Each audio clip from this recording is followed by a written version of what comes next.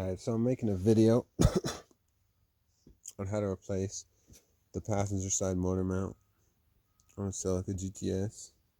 So there's 4 motor mounts, right? There's one down there under the coolant reservoir. That's your front one. There's one below your air box that is mostly for the transmission. And there's one back there that you can see the wheel well. And then there's one right there.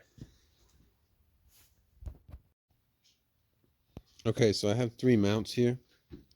This is the OEM one that I took off. This is the new OEM one that I bought from ToyotaPartsDeal, and this is the Duralast one. And so basically, the differences are this one right here, the one I took off. You can see this one. This is the one they only put this on the 2000 to 2002 models, and they updated it to this one after that. So if you have a 2000 to 2002 Celica and yours looks like this, I'll show you the differences, then you know it hasn't been replaced. So the differences are, probably the easiest way to tell is, see how this one has these two indents right here? This one doesn't have it. So this part can slide in and out on this one, but on this one I can't take this piece off. And also on the older model, older version, this piece is 2 pieces, right?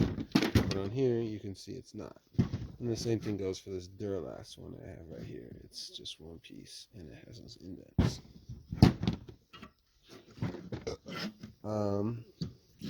Here's the part number on that if you want to see it. So this Duralast one, the reason I went about this Toyota one was 120, the Duralast one was like 90 something. But if you notice the Duralast one on this flange right here, so there's those 2 bolts, and then there's this 3rd bolt right here on the flange. The flange right here has like a bend in it, but there's no like bend in the one I took off, or the OEM one, the new OEM one I bought. So that's why this one doesn't actually fit the Celica. If it's the Corolla in the Matrix, but it doesn't actually fit the Celica. So I just took that Duralast one out, and now I'm going to install the Toyota one. Let me just show you what I did to make it a little easier to get out, especially if you have AC. This low pressure line is really going to get in your way. So pretty much what I did was I took the belt off, which is I just used a 19 millimeter ratcheting wrench and then another wrench on it for leverage. Took the belt off real quick. I took that bolt off right there for the low pressure line, just so I could wiggle around a little more. And then I pretty much just wiggled it straight out from there. Bro, you gotta finesse it, bro.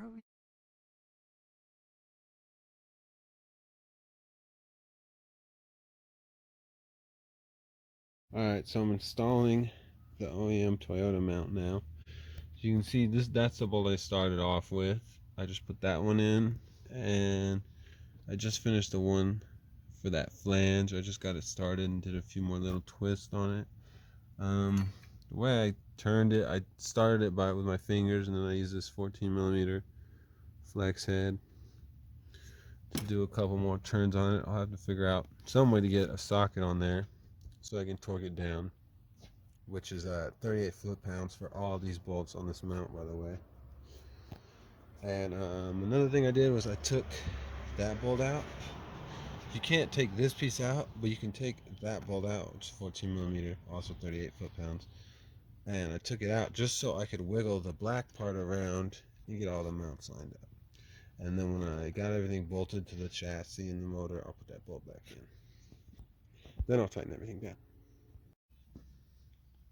Alright, so I'm probably not going to show it all done, just because the other bolt that goes right there I stripped out because I pulled it out with an impact. Impact is definitely no place on the job like this. But I'm going to have to go to Ace and get a new one.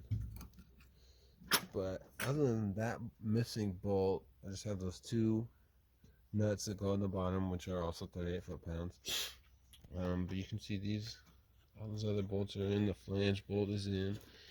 This bolt right here, I remember I said take it out so you can wiggle it around. To get it back, once I got the 3 flange bolts and this bolt in,